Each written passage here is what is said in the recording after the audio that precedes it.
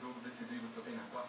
Olha, dá porque tem que ser assim, né? Não tem outra maneira. Os nossos atletas hoje, não só os atletas do Ceará, mas de uma maneira geral, já estão acostumados a jogar vários jogos diferentes na semana. Então a gente desliga a chave da Copa do Brasil, volta a jogar o estadual. Esperamos que seja o último jogo, né? Mesmo respeitando a equipe do nosso adversário, né? De Juazeiro, mas enfim, eu acho que nesse momento a gente tem sim que viver o jogo que foi jogado hoje, a partir de agora pensar no Guarani. Ok, tá aí Wagner Mancini, técnico do Ceará, campeão na Copa do Brasil em 2005, treinando o Paulista, Marcelo Barreto. Obrigado, Luiz. Obrigado aí pelo trabalho dos nossos repórteres, o Luiz Costa, o Vitorino Ferron. E agora nós vamos falar de tênis. O brasileiro Tomás Belucci foi fazer um grande campanha no Masters de Madrid.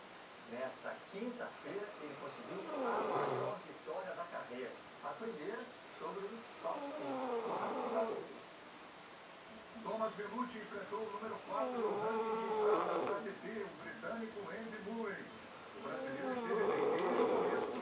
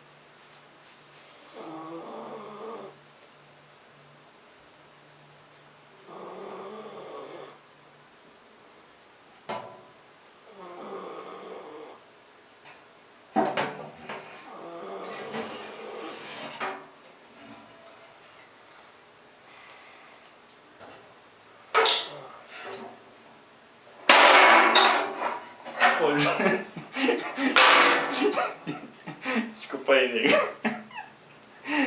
Rapaz, o homem tá parecendo um cachaço. Na noite do Curitiba, o menino tá parecendo um porco, mano. Cansado, cara. Tá cansado? Eu sou uma carreta aqui. Vou descer. Você vai bater o firme. Eu gosto do gol do Curitiba. Eu vou dormir duas agora.